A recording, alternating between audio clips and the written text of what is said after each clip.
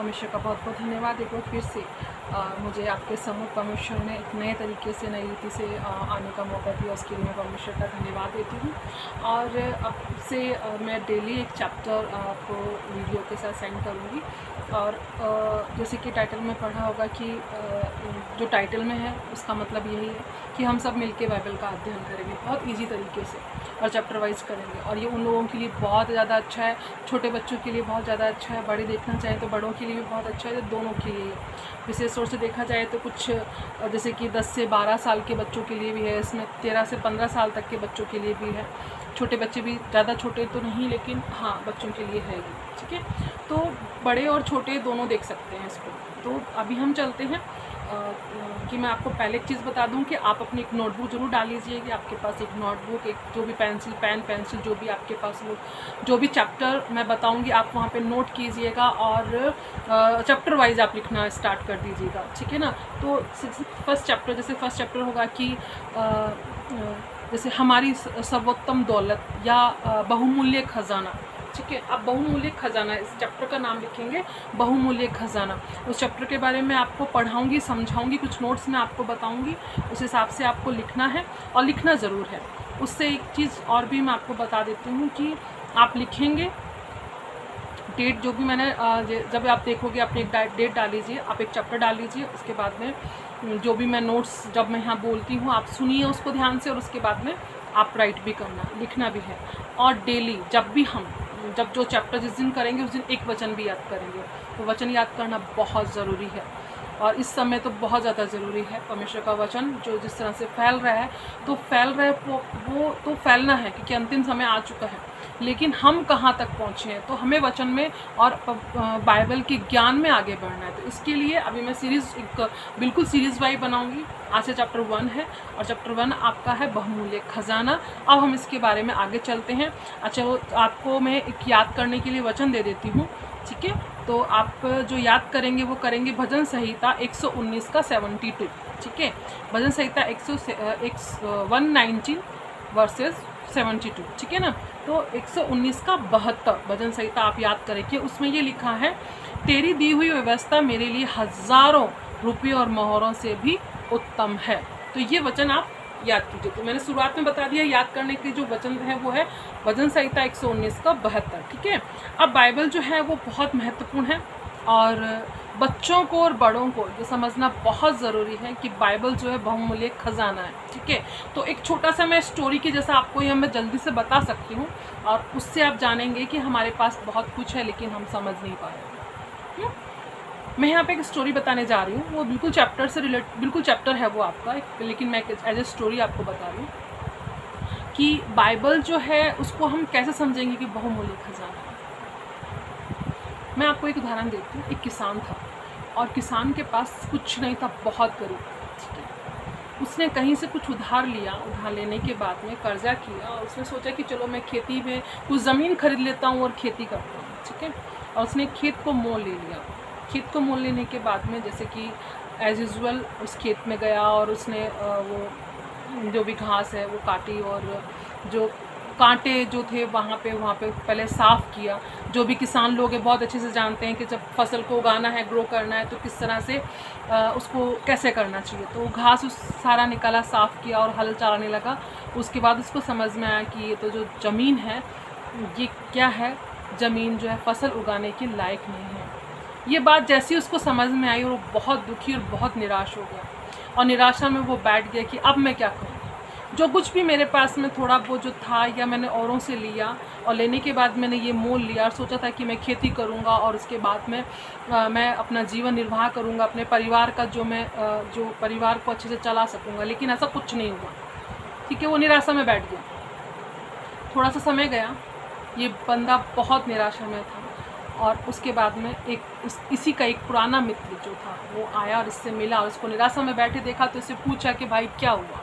इसने अपना पूरा हाल जो दुखी जो था ये पूरा का पूरा अपना दुख उसके सामने उंडेला और इसको उस जगह लेके गया कि देखो ये वो खेत है, वो ये जगह है ये वो जगह है जो मैंने खरीदी थी और मुझे लगा था कि मैं कुछ कर पाऊँगा लेकिन मैं कुछ नहीं कर पाया और ये मेरे लिए कर्जा हो चुका है, मैं इसको कैसे करूँ। मेरे सामने मरने के अलावा कोई रास्ता नहीं है।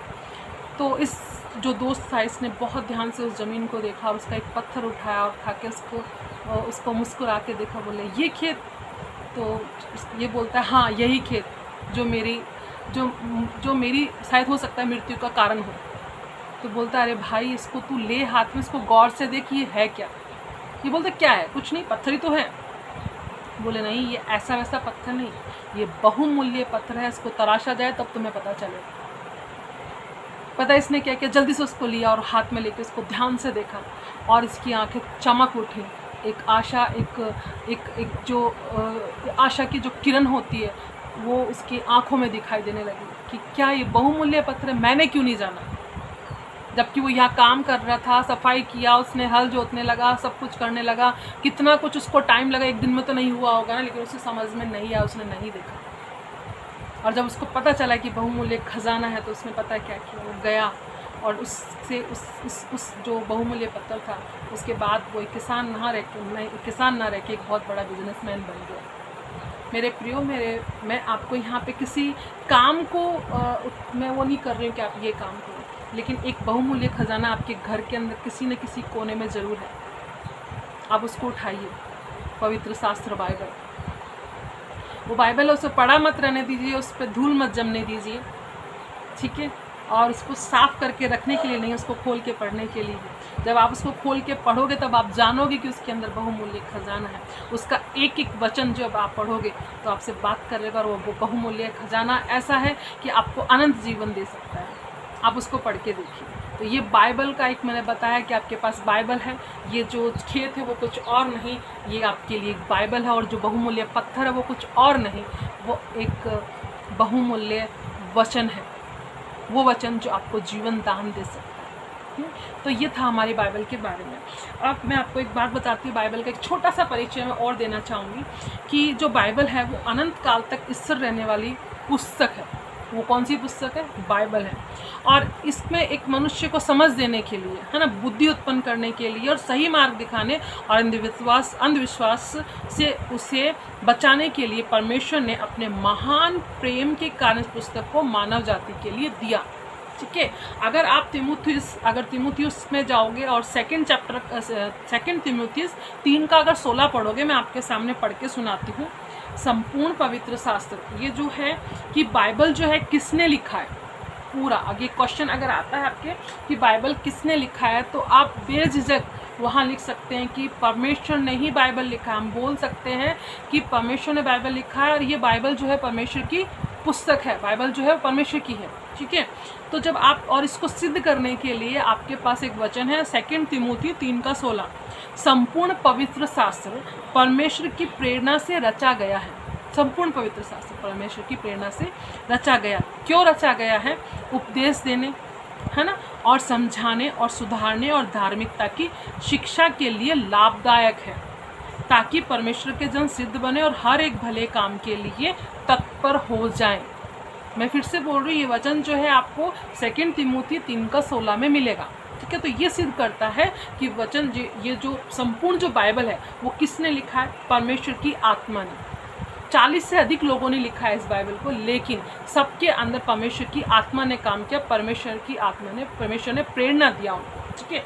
अब बोलो 40 से, अगर मैं आपको बोलूं कि किसी को भी एक मैं से बोलूं, कोई भी एक कैरेक्टर दे दूं मैं आपको, और आपको बोलूं कि आपको सबको लिखना है, ठीक है, और इतना समय दे दूं कि आप लिख के लेके आओ, और आप लिख के लाओगे, सबका अलग अलग होगा। लेकिन बाइबल जब आप पढ़ोगे तो नहीं लगेगा कि 40 से अधिक लोगों ने लिखा, बिल्कुल नहीं लगेगा।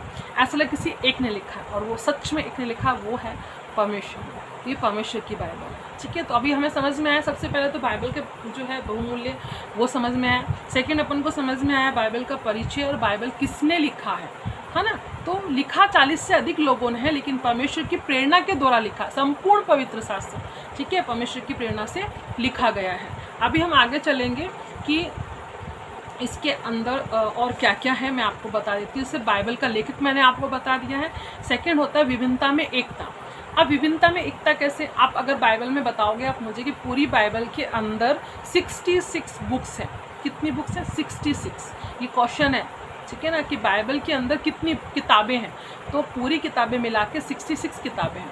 अब आप सोचो 66 किताबें, अगर एक बाइबल के अंदर 66 किताबें हैं, तो कितने अलग अलग होना चाहिए ना, लेकिन नहीं, आप उसको पढ़ के देखिए कि बाइबल किस तरह से। तो बाइबल में कुल 66 पुस्तक है, पुराने नियम में 39 है और नए नियम में 27, यानी 39 यानी 39 बुक्स है, किताबें हैं, और नए न्यू नियम में, नए नियम के अंदर 27 बुक्स है, ठीक है ना। सबसे पहली पुस्तक उत्पत्ति से लेकर अंतिम पुस्तक प्रकाशित वाक्य, सबसे पहली जो है उत्पत्ति और लास्ट जो है प्रकाशित वाक्य, ठीक है ना। और उत्पत्ति से लेकर प्रकाशित वाक्य तक ये जो बाइबल है ना समान दिखती है, जैसे एक ही बंदे ने लिखा है, ठीक है, अलग इसमें कुछ नहीं लिखा। और अब नेक्स्ट क्वेश्चन आता है, आपको बाइबल को लिखने में कितना समय लगा, ठीक है, ये आपका नेक्स्ट क्वेश्चन है कि बाइबल को लिखने में कितना समय लगा। तो बाइबल को लिखने में 1600 वर्ष तक का समय लगा। कितना? 1600, यानी 1600 ईयर्स, 1600 वर्ष तक का समय बाइबल को लिखने में लगा। कितने लोगों ने लिखा? 40 से अधिक लोगों ने लिखा इसको, ठीक है, 40 से अधिक लोगों ने इसके अंदर लिखा है। इसके बाद मैं बाइबल की शैली वगैरह पर भी जाऊंगी कि किसने लिखा, ये आगे का आपके लिए हो जाएगा। अब आगे चलते हैं कि बाइबल क्या है। पहले तो हमने देखा बाइबल बहुमूल्य खजाना है, ठीक है, और उसके बाद में हमने देखा बाइबल का परिचय और बाइबल किसने लिखा, क्यों लिखा, ठीक है, बाइबल को लिखने में कितना समय लगा, कितने लोगों ने लिखा। इतने क्वेश्चन आ गए आपके पास में। अभी हम चलते हैं कि बाइबल क्या है। आपको फिर से एक बहुत अच्छे तरीके से समझने के लिए होगा कि बाइबल जो है वो क्या है। बाइबल परमेश्वर का खरा और निर्मल वचन है। अगर आपको ढूंढना है तो आप नोट कर लीजिए भजन संहिता 19 का 7। भजन संहिता 19 के 7 में क्लियर लिखा है बाइबल परमेश्वर का खरा निर्मल वचन है, ठीक है। अब दूसरा पॉइंट है बाइबल परमेश्वर का विश्वास योग्य वचन है। क्या है? कौन सा वचन है? विश्वास योग्य वचन है। अगर इसको करने में अगर आप देखेंगे तो भजन संहिता 19 का 7 ही दोबारा देख लीजिए, वहाँ पे विश्वास योग्यता का वचन करके लिखा है, ठीक है। मैं आपको साथ के साथ प्रूफ भी दे रही हूँ कि ये वचन कहाँ पे लिखा, मैं अपनी तरफ से कुछ भी नहीं बोल रही। आगे चलते हैं हम। बाइबल परमेश्वर का सिद्ध वचन है। कैसा वचन है? सिद्ध वचन है। ये आप कहाँ देखेंगे? भजन संहिता 19 के 8 में देखेंगे, ठीक है। नेक्स्ट अपन चलेंगे पॉइंट नंबर 4। बाइबल अनंत काल तक स्थिर रहने वाला वचन है। बाइबल अनंत काल तक स्थिर रहने वाला वचन है। कहाँ मिलेगा? भजन संहिता 19 के 9 में मिलेगा, ठीक है। तो आप इसको भी नोट कर लीजिएगा। नंबर 5, बाइबल परमेश्वर का सत्य वचन है। कहाँ पे लिखा है? भजन संहिता 19 के 9 में हम देखेंगे तो यहाँ पे मिल जाएगा। तो ये 5 पॉइंट है बाइबल क्या है, ठीक है। तो उसके लिए 5 पॉइंट हैं, आप अच्छे से अपनी नोटबुक में ज़रूर लिख लीजिएगा, क्योंकि मैं फिर से पूछूंगी इस तरह से, तो आप ज़रूर कीजिए। ये हमारी आत्मिक ग्रोथ के लिए है। हाँ, इससे हम बच्चों को पढ़ेंगे, हम बाइबल पढ़ेंगे, ठीक है ना। मेरा क्या मकसद है, मैं आपको चाहती हूँ कि आप बाइबल पढ़ें, ठीक है, और इस तरह से पढ़ें। आपको अगर जैसे आगे आप जैसे क्वेश्चन आ गया था कि बाइबल क्या है, नेक्स्ट क्वेश्चन है बाइबल हमारे जीवन में क्या करती है ना। क्यों पढ़ना चाहिए? क्वेश्चन आ जाता है क्यों पढ़ना चाहिए, हमारे जीवन में क्या करती है। तब उसके लिए हम एक आंसर दे सकते हैं कि बाइबल हमारे जीवन में क्या करती है। नंबर 1, प्राण को बहाल कर देती है बाइबल। पढ़ के देखना। आपको कहाँ मिलेगा? भजन संहिता 19 के 7 में मिलेगा। आप जरूर वहाँ जाके उसको लिखना है और साथ के साथ आपको रेफरेंस भी लिखना है। सेकेंड, हमें बुद्धिमान बना देती है। बिल्कुल समझने लग जाते हैं हम, बुद्धि देती है हमें बाइबल, ठीक है। कहाँ पे लिखा है? भजन संहिता 19 के 7 में ही लिखा है। आप वहाँ पे पढ़िए, मिलेगा। नंबर 3, आँखों में ज्योति ले आती है। आँखों में ज्योति ले आती है। कहाँ मिलेगा? भजन संहिता 19 के 8 में मिलेगा। आप उसको पढ़ना है। नंबर 4, हृदय को आनंदित कर देती है। कहाँ मिलेगा? भजन संहिता 19 के 8 में मिलेगा। सच में आनंदित कर देती है। आप पढ़ के देखिए, बात करेगी आपसे। 5, हमें चिताया जाता है। हमें चिताती रहती है कि ये काम नहीं करना है, नहीं करना है, ऐसे नहीं, ऐसे करो, ऐसा करोगे तो ये होगा, ठीक है। चिता देती है भजन संहिता 19 की 11 में। तो ये यहाँ तक हो गया। आगे हम और चलेंगे। आज के सीरीज़ के लिए मैं इतना ही रखूँगी। इतने आप नोट्स बना के रखिए, ठीक है। कुछ क्वेश्चंस आपके सामने आ चुके हैं, ठीक है ना। चैप्टर का नाम आपने पहले ही मैंने बता दिया, एक बहुमूल्य खजाना या बाइबल बहुमूल्य खजाना। आप उसको लिख लीजिए, एक बहुमूल्य खजाना, ठीक है। एक बहुमूल्य खजाना। याद करने वाला वचन कौन सा होगा आपका?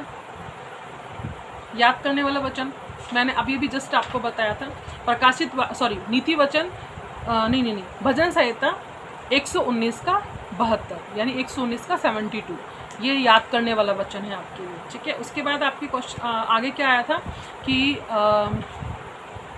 बाइबल किसने लिखा और क्यों लिखा गया, आपका ये क्वेश्चन हो गया। फिर उसके बाद में आपका क्वेश्चन आया था कि विभिन्नता में एकता, विभिन्नता है लेकिन वहाँ पर एकता है, लेकिन उसके अंदर आप ये क्वेश्चन कर लीजिएगा कि बाइबल में कितनी बुक्स है, पुराने नियम में कितनी बुक्स है, नए नियम में कितनी है। तो पूरे जो बाइबल में कितनी बुक है, 66 यानी 66 बुक्स है, ठीक है। और पुराने नियम में 39 बुक्स है और नए नियम में 27 बुक्स है। तो ये आपके लिए क्वेश्चन हो गया है। और दूसरा क्वेश्चन आपके लिए था बाइबल क्या है, ठीक है। उसके अंदर 5 पॉइंट्स है आपके। बाइबल परमेश्वर का खरा निर्मल वचन है, बाइबल परमेश्वर का विश्वास योग्य वचन है, बाइबल परमेश्वर का सिद्ध वचन है, बाइबल परमेश्वर का सत्य वचन है, और बाइबल अनंत काल तक स्थिर रहने वाला वचन है। ये 5 पॉइंट है, आपको लिखना है। बार बार इस वीडियो को देखना, क्योंकि मैंने यहाँ पे रेफरेंस भी आपको बताया कि कहाँ मिलेंगे वो सब चीज़, कहाँ लिखी है, ठीक है। बाइबल हमारे जीवन में क्या करती है, प्राण को बहाल कर देती है, हमें बुद्धिमान बना देती है, आँखों में ज्योति ले आती है, हृदय को आनंदित करती है, हमें चिताया जाता है। तो इतना मैं आज ही आपको कराऊंगी। इसके बाद आपको अभी तक कि पहला चैप्टर कंप्लीट नहीं हुआ है, ठीक है, तो आप ज़रूर याद कीजिएगा। आगे भी मैं आपको कराऊंगी। और आप लोग जो है इस पूरे वीडियो को बहुत अच्छे से देखेंगे, इसको बार बार देखना है। कुछ समझ में ना आए तो मुझे ज़रूर वहाँ पे लिख के देना है कि ये आपको समझ में नहीं आया। मैं आपको समझाऊंगी, बताऊंगी। मेरा मकसद एक ही है कि आप समझने पाओ, छोटी से छोटी चीज़ समझने पाओ और परमेश्वर में बढ़ने पाओ। ये वीडियो उन सब लोगों के लिए जो चाहते हैं कि हम बाइबल पढ़ें पर नहीं जानते कि हमें कैसे करना है, बहुत सी बातों के बारे में नहीं जानते, यहाँ पे मैं बताऊंगी और छोटी से छोटी बात लेकर भी बताऊंगी मैं। तो परमेश्वर में बढ़ते जाइए, आगे इसको करते रहिए। आगे का वीडियो मैं ज़रूर आपको जल्द से जल्द डाल दूँगी। जय मसीह की।